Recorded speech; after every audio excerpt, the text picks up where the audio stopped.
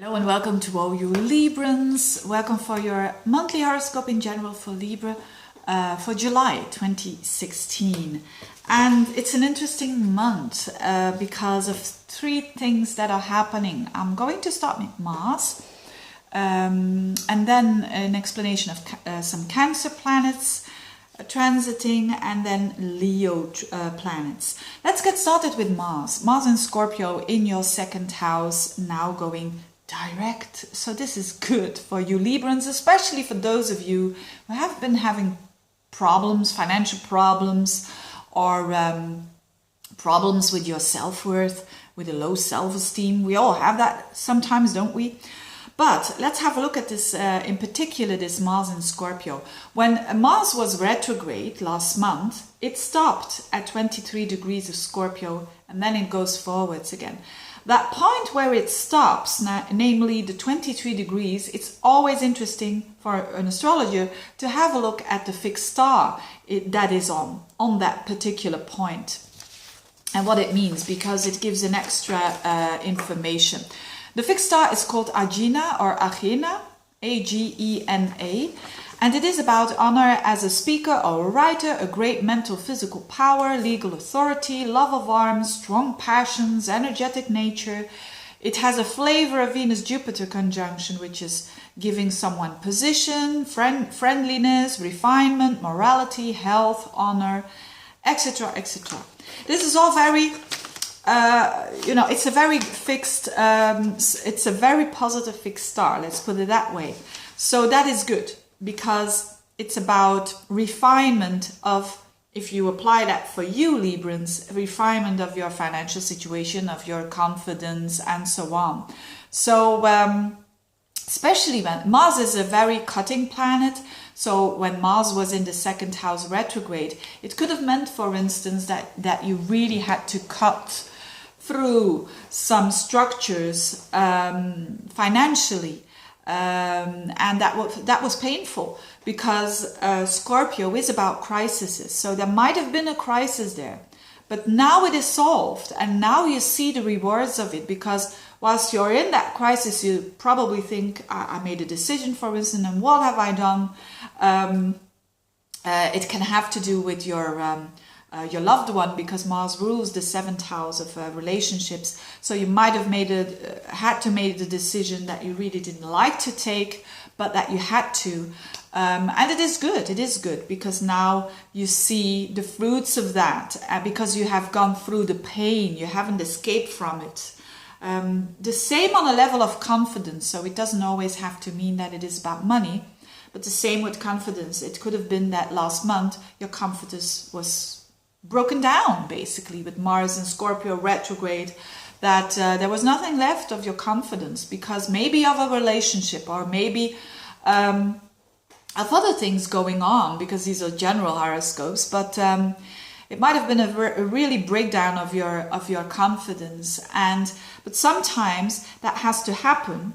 So in order for you to build it up in a more authentic way, in a more fresher way, and in a way that is really, really true to you, because you are reconstructing your values with Mars retrograde there and then going direct again. Your value system has changed, and it's no way back. So and for Librans in general are very, again, in general, they are very giving and they always want a peace, and especially in relationships. And sometimes that is a pitfall.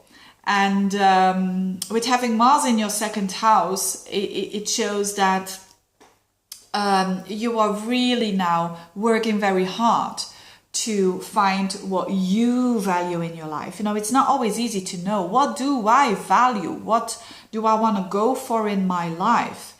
It has to do with work as well, because there is a lot of energy, especially the 2 first weeks of the month in Cancer, in your 10th house of work, recognition, and so on. And that is a bit under stress with Pluto and Uranus, but that's not new. It is Venus, though. It is Venus, your ruler, and the Sun and Mercury, which is there in that 10th house, which means that you want a change there as well. So And again, it has to do with your authenticity, with your willpower, with being true to yourself, with not taking, not really. It's a lot about Pluto and Uranus, and a lot of it's in the cardinal signs, and you are one of them. Pluto and Uranus is not about, oh, I'm going to take into account that other person and their needs all of the time. No, Pluto and Uranus is about what do you want and what is real. It's a bit less compromising. So, but just make sure that there are no power struggles going on, because that Venus is you and it opposes Pluto. So you are a bit under a transformation during the month of July. And so that it can have to do with because you have changed your identity, or literally you have moved, that you want something else when it comes to your work as well. And so do that in a very gentle way, which is very Libra-like style. But if you have it could also be a female boss, for instance, that is giving you a bit of a harder time. But whatever it is, ultimately the Venus trines Mars. So also during that period of the first 2 weeks, that is fantastic, because that means that you will find the balance that you are so strongly looking for. And Librans need that. They even when they have planets in fire signs, you know, like not Virgo, Leo, Aries, and Sagittarius. So it's quite an important month for you Librans. And last but not least, the two last parts of the month, all the planets go, or the Sun, Venus, and Mercury go into your 11th house of Leo, which is way better for you because Leo and Libra goes well together. It's fire, Leo, and Libra is air, and it's in the house of friends and aspirations. So it's very uplifting. And another thing is, I made a separate video of this grand trine happening in fire signs with Saturn and Uranus. So click on the link below if you want to explore more about it, because this is about this, especially your ruler Venus will trine Saturn and Uranus. So whatever goes on the first 2 weeks of the month, it shows that you're finding stability, which is Saturn, but you're also finding something new, which is Uranus. So as I said, to know more about this aspect, I made a separate video about that. But it's very significant because Venus is your ruler. So you're going through a phase where you have the things that you already have accomplished, but they are solid and they are profound. And at the same time, there is freshness, newness, excitement of Uranus. And that's all happening in the area of your objectivities for the future, which is the 11th house. So aspiration for the future. So nice aspirations coming your way, and good ones as well, which is very, very nice for Librans. And friends as well. Enjoy your friends, probably female friends, because it's Venus.